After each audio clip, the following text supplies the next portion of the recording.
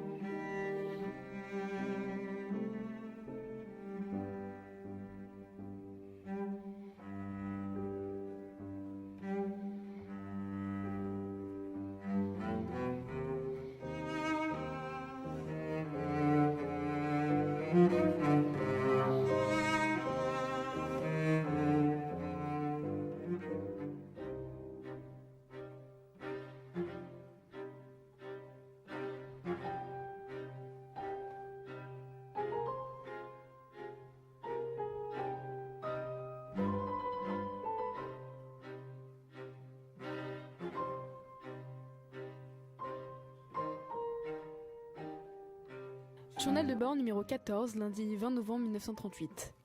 Je me réveille. Un souffle chaud me caresse le visage. Son doux visage endormi. Je passe ma main dans ses cheveux.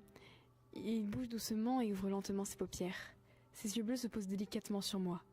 Qu'est-ce que je l'aime. Journal de bord numéro 15, mardi 21 novembre 1938.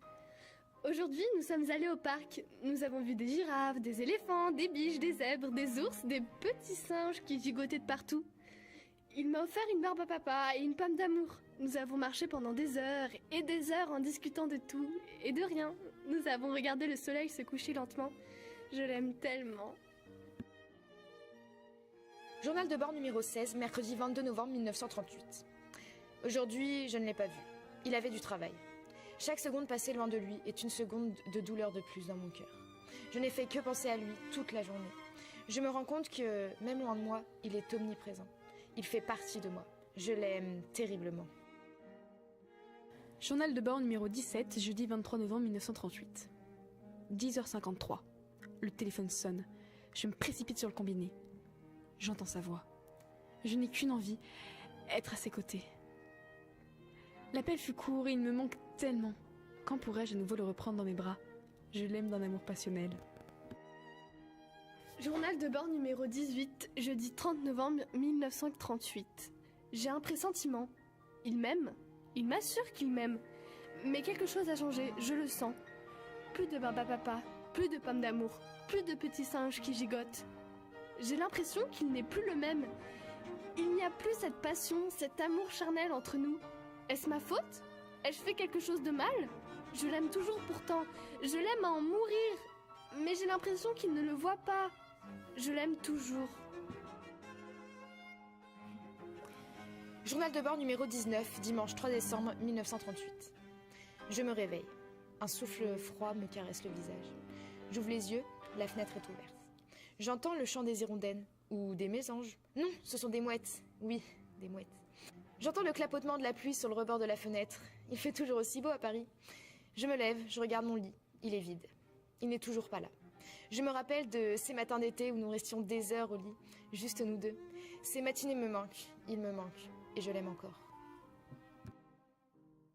Journal de bord numéro 20, jeudi 8 décembre 1938. Une semaine. Une semaine que nous ne nous sommes pas vus. Je l'ai appelé 68 fois, il ne répond pas. Il ne décroche même pas. J'ai toqué exactement 32 fois à sa porte. Il n'est pas là, ou il ne veut pas me voir. Dans tous les cas, ce silence radio m'inquiète. Je ne dors plus, je ne mange plus, je me demande juste s'il va bien. Pourquoi me faire ça à moi, la femme de sa vie? Plus le temps passe et plus je me demande s'il m'aime. Mais oui, il m'aime, bien sûr qu'il m'aime. Il me l'a juré.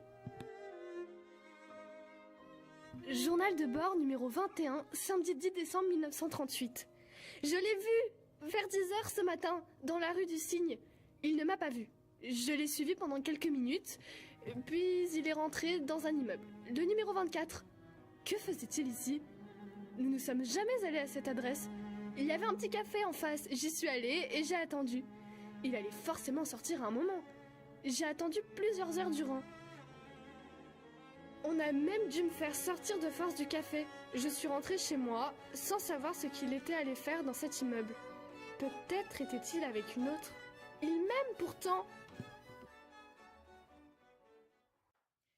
Journal de bord numéro 112, lundi 22 février 1940.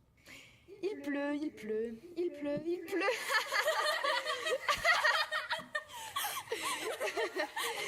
Aujourd'hui, je suis allée au parc. J'ai donné à manger à des petits à des moineaux, à des canards, à des flamants roses, des cygnes, des hirondelles et des mouettes. Et même à des petits singes qui gigotaient dans les arbres. Oh, redescends. J'ai croisé Marilyn dans la rue. Oui, Marilyn Monroe, la vraie. On a proposé de danser avec elle. Et on a dansé. Devant la Tour Eiffel, sur les Champs-Élysées, au Sacré-Cœur, à Montmartre, sur la place Vendôme, au Trocadéro, aux Tuileries, et même jusqu'à Notre-Dame. Je lui ai menti. Lui aussi. On s'est menti. Je ne sais plus qui ment. Je ne me souviens plus de la dernière fois où je n'ai pas menti. Je ne fais que mentir. Le monde ment. La vie est une menteuse. Le ciel ment, les étoiles mentent, le chien qui aboie sous ma fenêtre ment, les hirondelles, les pigeons, les moineaux, les canards, ils mentent tous. Et ces singes qui gigotent, les barbes à papa, les pommes d'amour mentent. Tout n'est que mensonge. Je me mens à moi-même, et moi-même c'est que je mens. Je suis une enfant terrible. J'aurais dû écouter la maîtresse, tout le monde devrait écouter la maîtresse, mais personne ne l'écoute. Et tout le monde devient menteur. La vérité est en voie d'extinction, et je ne sais même pas comment la sauver.